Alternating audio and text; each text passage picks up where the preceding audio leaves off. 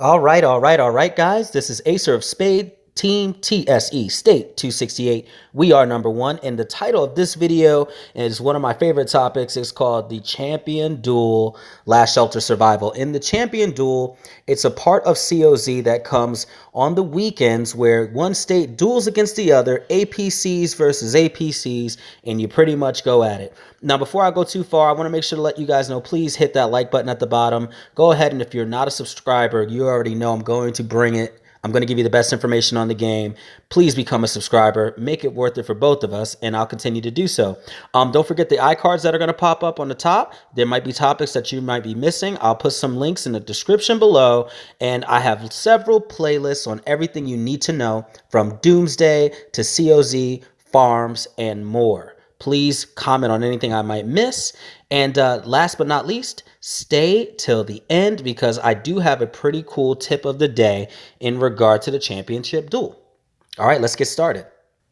So in your event section, you're going to see the word Champion Duel here. And first things first, what is Champion Duel? Each weekend, the duels open up and you sign your life away to compete. Actually, no, I'm just kidding about that. No, seriously though, the duels are a fun-filled sporting event of Last Shelter Survival that virtually has no negatives and plenty of prizes. So every single week, you can go ahead and sign up pretty much for free and get all kinds of goodies. And one of my favorite of those things is Courage Medals. It's one of the best places to get them. Not as significant as COZ, but especially early on, you're going to get a whole lot of them, and always sign up. And you really don't need to do anything for that, and you will always need them. You have until the end of Tech Day each week to go ahead and finalize your sign up. And then you got to make sure that you enter all your farms in as well, so you can get the free rewards on any account you control. So let's go right into dueling rules and tips. So first things first, your first, second, and fourth APC enter the duel. I'm really not sure why the game doesn't allow you to use your third, but I think it kind of wants to base it on your technology. And if you max out your fourth, and I don't really know. I really don't know. But you use your first, second, and fourth every time I do it. So that's rule number one. Next, your duel setup will appear the way you last had it in your setup. Like when your APCs are gathering or when your APCs are attacking another state or whatever you're doing with them, that's the setup that will appear. So I'll go into mine real quick so you can see my schedule. The last I had my APCs, this is how they would appear. But you can easily go ahead and edit them without any restrictions whatsoever, even while your APCs are gathering or doing something else. So all your heroes will be available no matter where they are in the world, and you'll be able to place them the way you would like to. There is an attacker and a defender of each battle.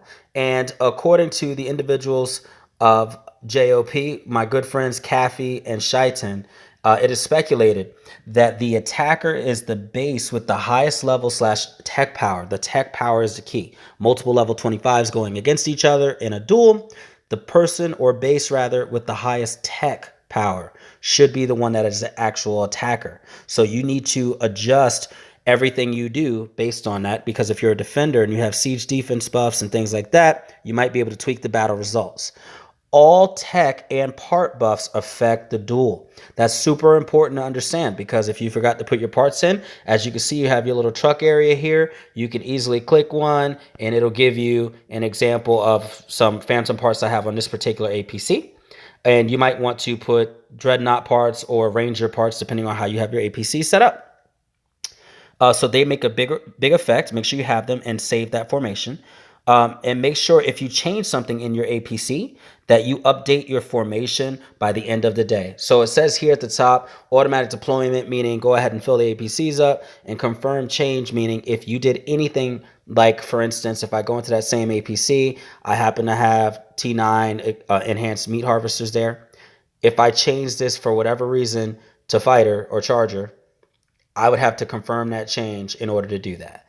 And the same goes the other way. If I go ahead and put my enhanced back, after the 4 seconds, I'm going to go ahead and confirm the change again so that I'm back to normal.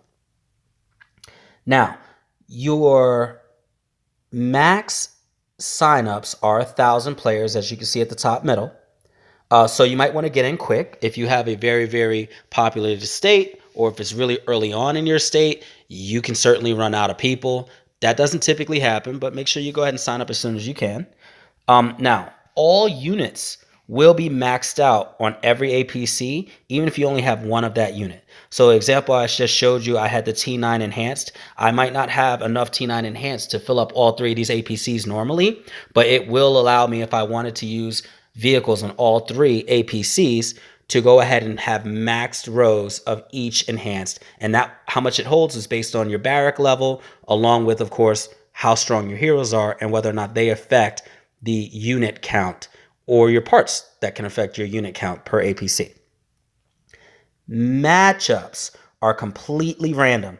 You can literally be the fourth strongest in your state, but if you face the top three and you don't have the best placement of your APCs, you can literally be out from the first set of rounds. So you can be the strongest, and if you're obviously the absolute strongest, no one's going to beat you anyway, unless you just have terrible placement and forgot to put your heroes in.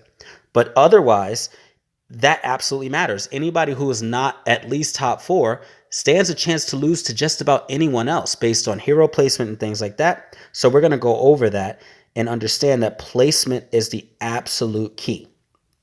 So that means even if you unlock all the APCs and all the heroes are pretty much good and they're unlocked as well, majority of us will still have two strong APC, and sometimes the difference is only just the parts. So just understand that where you put your strong, weak, and middle APC will dramatically change the outcome. So even more importantly is the unit placement.